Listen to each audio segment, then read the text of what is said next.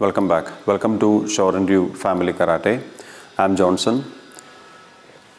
Today we are going to deal with lesson 2. Lesson 2, Hikake Uke, that is moving from one side to another in Shiko-dachi and blocking. So if you have seen the first video, I have given you some of the basic instructions on how to stand in Shiko-dachi. So today's video or today's class will be better if you can watch first the first video, the first lesson 1, then watch this one. It will be helpful for you. Okay. So let me go to the today's lesson. That is, first you have to know how to sit in Shiko-dachi. When I say Shiko-dachi, as I have told you in the first lesson, go in a comfortable seated position or bent position wherein you are keeping your legs in 2 shoulder distance wide, as well as not bending too much. Instead, you are bending in a comfortable way wherein you can give the body weight to the heel. That is, to the heel. Okay, not to the toes on your feet. Okay, so make sure that your body weight is to the back, to the heel. Okay, once you are able to sit there, then the next one is how to hold the bow. In today's session, what we are going to deal is how you can maintain holding the bow in the center, that is almost maintaining equal distance. That is, if you divide the bow into 3 parts, how you hold. One hand down, one hand up, and make sure that, as I have told you in the first lesson, that is, hold your bow only with your pinky finger. Next thing is that learning how to move the bow from one end, that is from one side to the other side, So when we move this way, okay, this is a movement, and we need to change from here, and changing also we talked in the first lesson. So from here, again moving to this side. So this is what we do. But things what we need to remember. First thing, every bow, whether you take, in Kobudo, I'm talking about in Kobudo, the bow will have one head as well as a tail.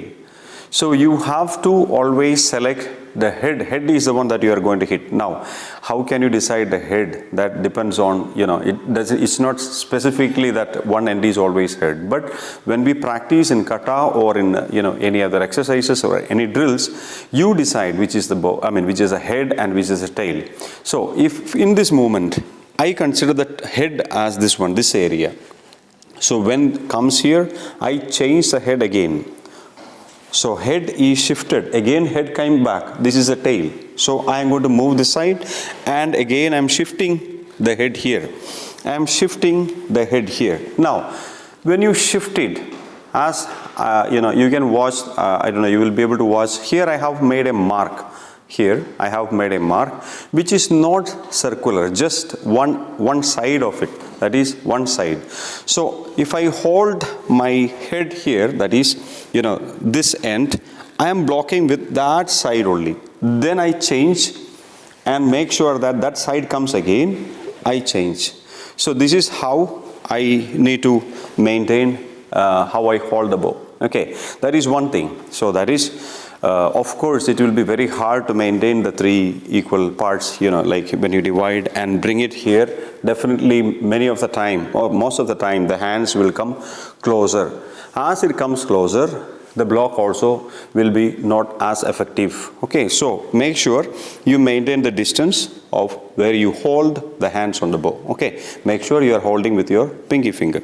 So from there, you are going there, but try not to stoop. Okay, try to stay, in a comfortable position. From there, you shift. Before shifting in Shiko-dachi, as you have seen in my first video, lesson number 1, you can see that I am using my, hip as well as my knee. Before moving, I, use my knee and hip to turn. Then only I move. Then only I get the force. Then again, change or exchange the head. Okay, the head was there. What I did was, the head is changing again coming to the other position. Why? Because we are turning the side. That's why. Because one side is here, that side again we have to reverse it. The side would have gone to the other side, that we have to turn to this side again. That's why the head we are shifting. So it came the head here, The head came here, it was facing that side, that end. That I need to change to this side. So I am shifting that, it came this side. So again I am doing the same. So from here, the head I have to turn. So the face, the head, as just like our head, a face is there and the back is there. Same way, on the head, on the tip of this, there is a face and there is a back of the bow. So the back side and the face. I'm talking about the face. So total the head, there's a back as well as a face. So I'm just putting the face there. I'm bringing it to this side. Now the face is here, this side, facing my back, and the back is here. Now I'm shifting the face here. So the face comes this side, I will be able to bring it. Now the face is there, the back is here. Again I'm shifting this, that's why the shift. And always the head will be where I am, my dominant hand. I have, if you notice that I am moving both the hands, but my dominant hand is where I do the block. Where I am doing the block is with this hand I am doing the block. So this is my dominant hand. So this hand I hold the head part. So from here, comes here, then I change. Now the dominant hand is changed. Now my left hand is my dominant hand. I am moving it. Again I am changing it. My dominant hand is my lower hand. The head I am holding there. I am moving it. Now when you move this, there are certain things that you need to concentrate is first your elbow. Never open your elbow. So elbow will be closer to the body. It will be like, but not too tight also. It has to be loose, but not opening. Okay. So the elbow is close. Elbow. The hand is moving through the body, that is touching the body. The upper hand also moving through the body. It is not opening this way. The hand is not open. So it goes through the body. Okay. Same way, the lower hand goes through my belt level. It goes through my belt level. The upper hand goes through my chest level. So the dominant hand goes through my belt level. The other hand goes through my chest level. Never through my face level. Never do that this way. This is like you are just, closing your vision. So you are blocking your vision. Don't do that. Or don't do upper also. Because you are opening complete your side body. You are opening it. Don't do that. Instead, close it. So keep it close. And let the bow go as low as possible by not touching, but of course not touching the ground and not touching your feet also.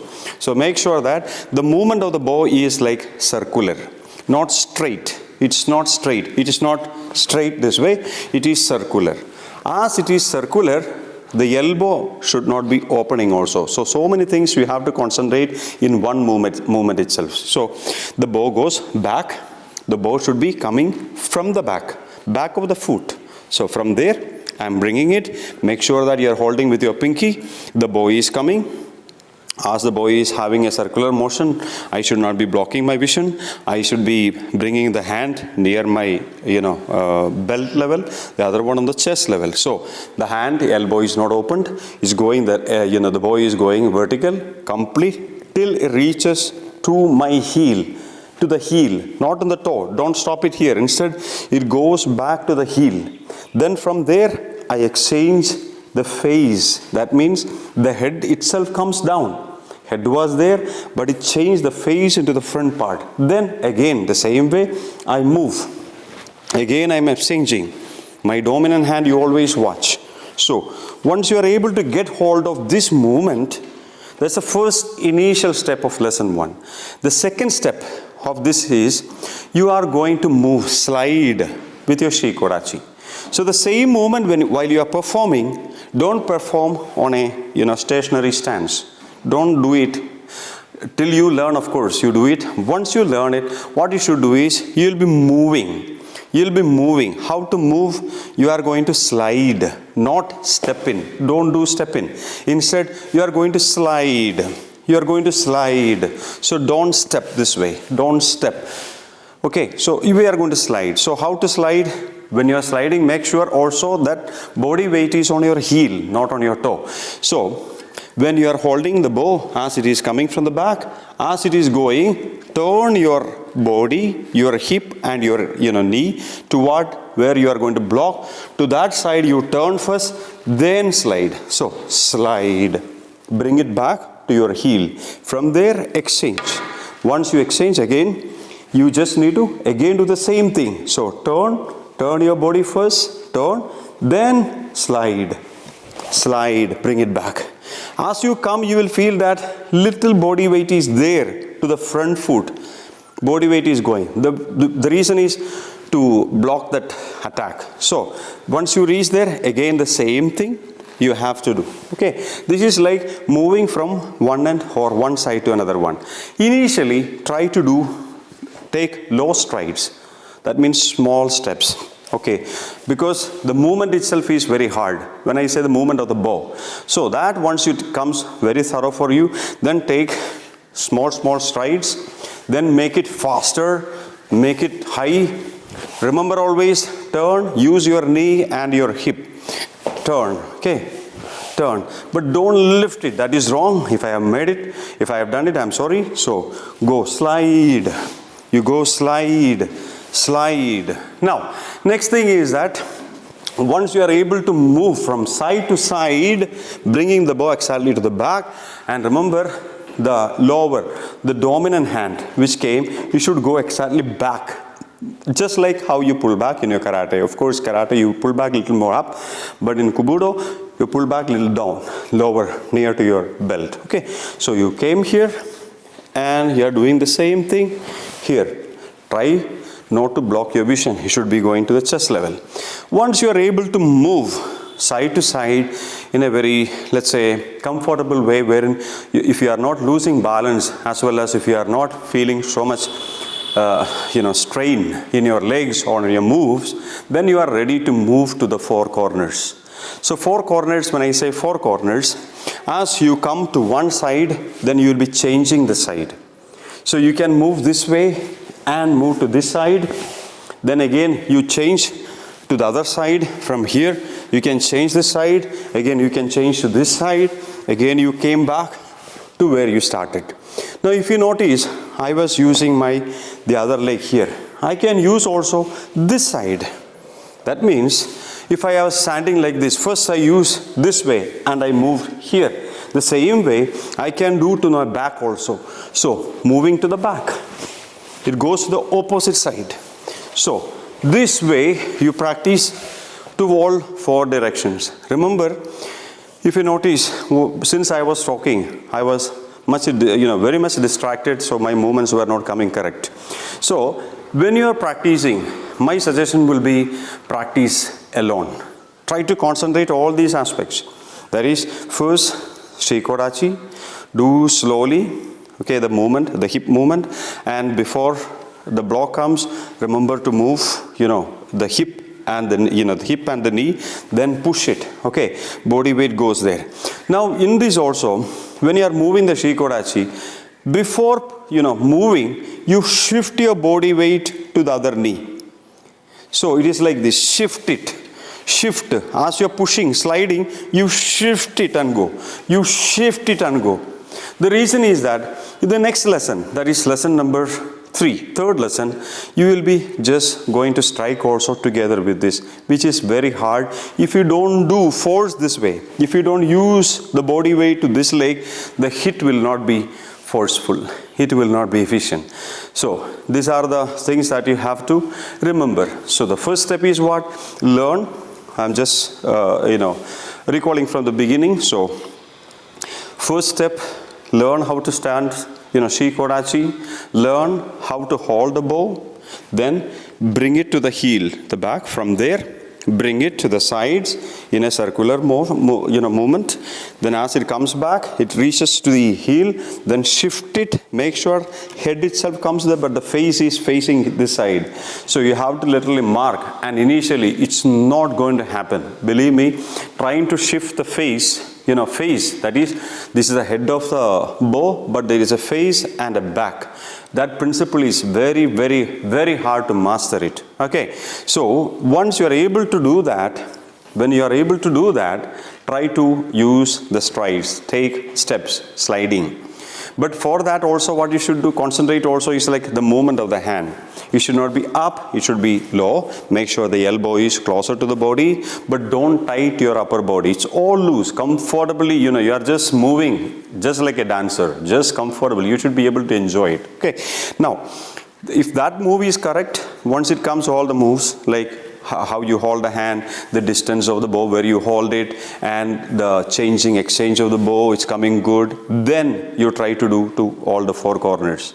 You try to do it rightward as well as leftward. So you should be able to do that. If you are able to do that, that means you will be able to apply this movement in any of the kata forms. Okay, so I hope this video was useful to you, especially those who are really practicing or intend to practice, or eager to practice Yamane Ryu.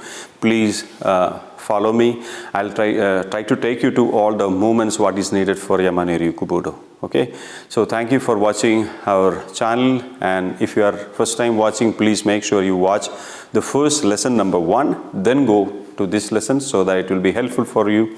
And my suggestion, as I always advise, is try to practice alone, on your own. Once you are thorough, once you master it, then only try to teach to your students. Okay, thank you so much for watching Shorin Ryu Family Karate. Thank you.